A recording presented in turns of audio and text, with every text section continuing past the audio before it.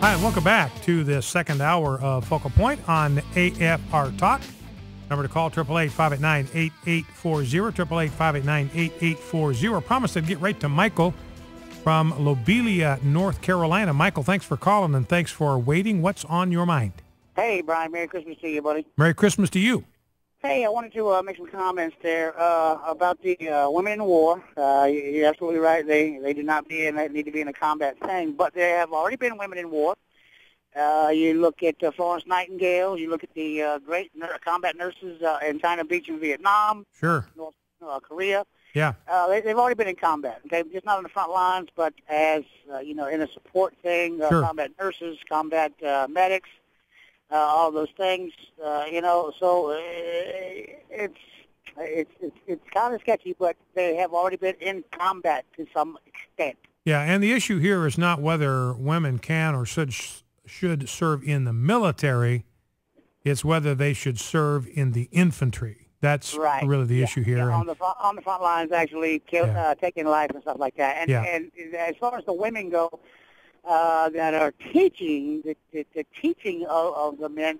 I totally agree with 2 Timothy, but they never go back and quote the Old Testament, where the first human being to say he is risen is a woman, Mary Magdalene, coming from the tomb, telling the 11 disciples that I seen the Lord, and only 2 of them believed her, and they ran to the tomb.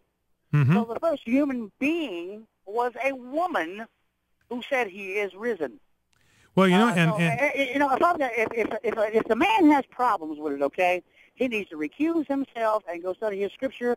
I don't have a problem with it. I would sit and listen to Anne Graham Lotz. I would sit and listen to many of the great teachers that we have that are women today, okay? But they are not usurping authority over the man.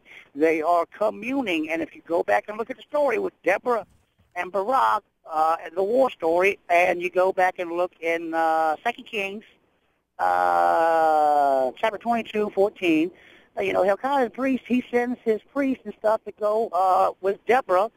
She lived in the college and was the keeper of the wardrobe, and they communed with her. Mm-hmm.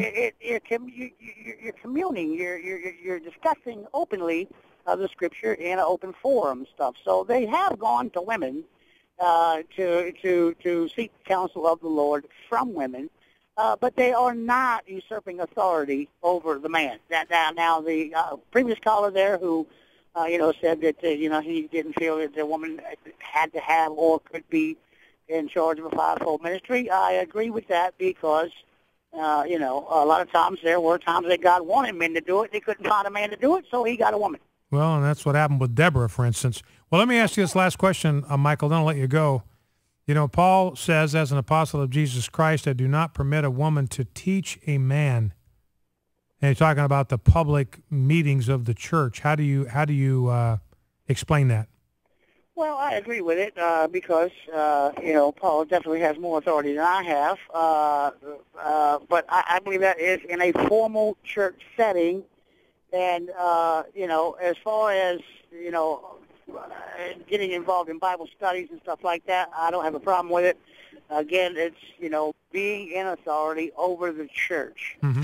All right. And as far as, Well, and Michael, you understand that he's talking about 2 different things there. He says, I do not permit a woman to teach or exercise authority over a man. I mean, it's there's 2 separate functions or roles that he's talking about. One is teaching men, and the second is exercising authority over men. Right, that is correct, and I totally agree with that. But I mean, if you cannot find a man who will pick up the gauntlet, and there is a woman willing to step up, okay, I would not put myself under the authority of the woman. I would put myself under the authority of God. All right, okay, Michael, I appreciate the call. Thank you for that. I got a couple of more calls on the theme that we were exploring in the first hour. Let's go to William in Birmingham, Alabama, if we can bring William in. William, you're on Focal Point with Brian Fisher. What's on your mind? Yeah, Brian, thanks for taking my call. I think in a lot of respects we have veered away from what the Scripture tells us, although I certainly think that we ought to praise our mothers and our daughters. And women that are forced to take a role where a man won't step up. Mm-hmm. But I do believe that when it comes to preaching in the church and to teaching men in the church, I think that the position should fall in the role of man. You know, it's interesting to me. I don't know if you are familiar with a counselor by the name of Larry Crabb. And see, my conviction is if it's right for one person, it's right for everybody. I mean, you don't have to play favorites here. You don't have to do something that's only in one person's interest. If you do, you follow the truth, you follow righteousness, it will be best for everybody. You know, Larry Crabb made the point when it comes to women teaching men the Bible. That's what we're talking about, teaching the scriptures to men, opening the scriptures and teaching them to men. There's always a point at which the teacher is going to be challenged by somebody in the study, somebody in the church. And Larry Crabb says, look, a human being is going to rise to that challenge. And there is some cost to that woman's femininity when she meets that challenge head on. And if she does it long enough, it is going to have the effect of kind of hardening her as a woman, taking the softness and the femininity away from her that God has designed her to have, and she's going to have to toughen herself to take on these challenges, and that's not going to be a good thing for her. All right, William, thank you for the call. I appreciate that. Let's go to Fred in Petal, Mississippi. Fred, you're on Focal Point with Brian Fisher. What's on your mind? Hey, Brian, how you doing? Good. How are you?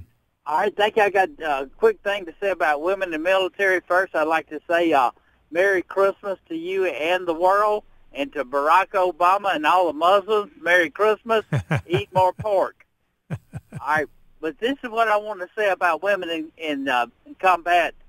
The ACLU is presently suing the Department of Defense to force them to put women in combat. Yeah, that's amazing to me, isn't it? The ACLU, they want to put women in positions where their heads can get blown off. I mean, how lacking in compassion is that? But this is what it's all about that nobody's talking about. You know, people think this will never happen again, but it will. The draft. Mm-hmm. If women can be forced and by law to be in actual physical combat, then women can be drafted to be put into combat. That's what it's all about. Well, you know, and you're right, Fred, and I appreciate the call. Thank you for that. And that's where this thing is headed. And I think Fred's got a good point there. A lot of people aren't thinking this through. I mean, they're not thinking through what happens to women that are POWs, that are taken captive in war, especially in the hands of Muslims who despise women to start with, and on top of that, despise infidels even more.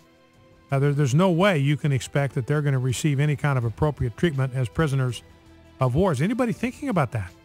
Is anybody asking, do we want to put the flowering womanhood of our country and our culture in a situation like that? I do not.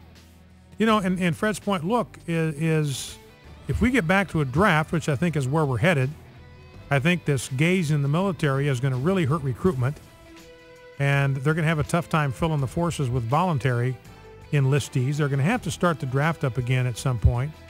And these feminists are going to insist that our daughters get drafted into the military, whether they want to go in or not, whether they have the stamina, the strength for it or not. That's, as he said, where this thing is.